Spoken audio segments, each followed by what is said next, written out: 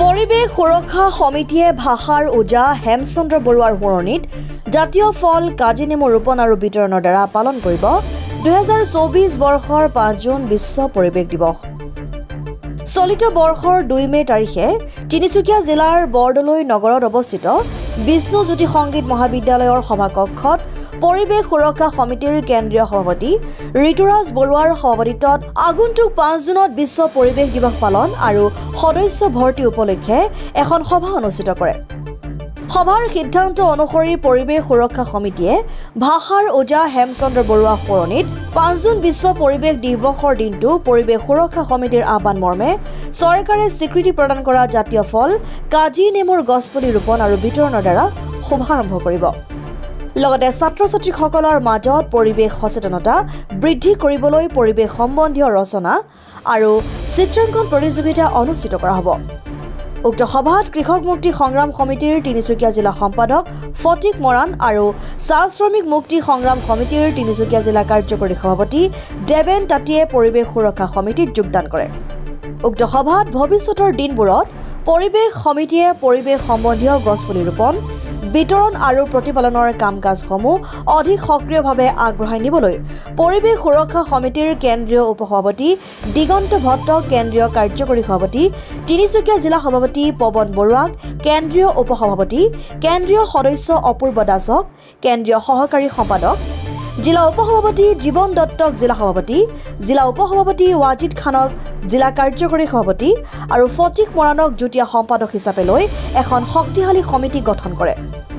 উক্ত সভাত কেন্দ্ৰীয় সাংস্কৃতিক সম্পাদক জিন্তু শইকীয়া, কেন্দ্ৰীয় সদস্য সুমন দে, জিলা উপদেষ্টা ৰেকিবুদ্দিন আহমেদ, শান্তনু বৰঠাকুৰ, সত্যব্ৰত ভট্টাচাৰ্য, জয়ন্ত চক্ৰৱৰ্তী, জিলা সাংস্কৃতিক সভাপতি বিজয় মল্লিক, জিলা উপসভাপতি বিচিত্ৰ বৰঠাকুৰ, কিশোৰ শ্বাহ, স্বপন দে, সহকাৰী সম্পাদক ৰাজকুমাৰ চৱাইন, প্ৰতিপালন সম্পাদক ৰাজু বৰ্মন, চন্দ্ৰশেখৰ চাহানী উপস্থিত থাকে।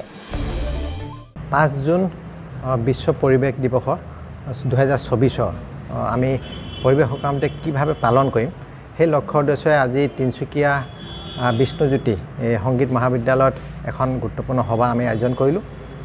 আৰু এই সভাখনত এটা সিদ্ধান্ত এই হ'ল যে যিটো আমাৰ অসমৰ জাতীয় ফল কাজি নেমুক এবাৰ চৰকাৰে স্বীকৃতি প্ৰদান কৰিলে আৰু এই কাজি নেমুকে আমি মুখ্য লক্ষ্য উদ্দেশ্য হিচাপে লৈ ৰাইজৰ মাজত বহল সজাগতাৰ কাৰণে প্ৰচাৰৰ কাৰণে আমি কাজি নেমুটো এবাৰ ভাষাৰ ওজা হেমচন্দ্ৰ বৰুৱাৰ সোঁৱৰণিত কাজি নেমু গছপুলি বিতৰণ ৰোপণ আৰু প্ৰতিপালন এক কাৰ্যসূচী আৰম্ভ কৰিম। আৰু এই কাৰ্যসূচীত আজি আমি সদস্য ভৰ্তিও আছিলে আৰু এই সদস্য ভৰ্তিত আমি কৃষক মুক্তি সংগ্ৰাম সমিতিৰ প্ৰাক্তন সম্পাদক ফটিক মৰাণ ডাঙৰীয়া ইয়াত আজি আমাৰ পৰিৱেশ সুৰক্ষা সমিতিত তেখেতে গছপুলি ৰোপণ আৰু বিতৰণৰ কাম কাজ কৰাৰ লক্ষ্য উদ্দেশ্যে আজি যোগদান কৰিলে। আৰু আমাৰ তিনিচুকীয়া জিলা যিখন সমিতিৰ সভাপতি আছিল পৱন বৰুৱা ডাঙৰীয়া, তেখেতক কেন্দ্ৰীয় সমিতিৰ উপসভাপতিলৈ তেখেতক প্ৰেৰণ কৰা হৈছে। আৰু আজি তিনিচুকীয়া জিলা সভাপতি হিচাপে আমাৰ তিনিচুকীয়া জিলা উপসভাপতি জীৱন দত্ত ডাঙৰীয়াক তেখেতক সভাপতিৰ দায়িত্বটো অৰ্পণ কৰা হৈছে। আৰু আমাৰ কেন্দ্ৰীয় উপসভাপতি দিগন্ত ভট্ট ডাঙৰীয়া তেখেতক কেন্দ্ৰীয় কাৰ্যকৰী সভাপতি হিচাপে দায়িত্ব প্ৰদান কৰা হৈছিলে। গতিকে সকলোখিনিক লৈ আমি আজি 2024 5 জুন যিটো বিশ্ব পৰিৱেশ দিৱস তাক গছপুলি ৰোপণ বিতৰণ আৰু প্ৰতিপালনৰ বিষয়টো জনসাধাৰণৰ মাজত বহল প্ৰচাৰৰ কাৰণে এক চেষ্টা কৰি আমি প্ৰায় 10 দিনীয়া এটা কাৰ্যসূচী শুভাৰম্ভ কৰিম। আৰু এই কাৰ্যসূচী আমাৰ কিন্তু বৰ্ষজোৰা, কাৰণ আমি এই কাৰ্যসূচী 2010 চনৰ পৰা গছপুলি ৰোপণ বিতৰণ কাৰ্যসূচী বৰ্ষজোৰা হিচাপে আমি পালন কৰি আহিছোঁ। গতিকে সকলো ৰাইজৰ সহযোগিতা বিচাৰিছোঁ আৰু আমি চৰকাৰী বেচৰকাৰী যিবিলাক স্কুল বা কাৰ্যালয় বা বিভিন্ন অনুষ্ঠান আমি গছপুলি বিতৰণৰ ব্যৱস্থা কৰিম। আৰু কণ কণ ছাত্ৰ ছাত্ৰীসকলৰ মাজত সজাগতাৰ কাৰণে আমি পৰিৱেশ প্ৰদূষণৰ নিয়ন্ত্ৰণৰ বিষয়টোৰ লগতে জাতীয় ফল কাজি নেমুৰ ওপৰত ৰচনা প্ৰতিযোগিতা, চিত্ৰাংকন প্ৰতিযোগিতা আমি আয়োজন কৰিম।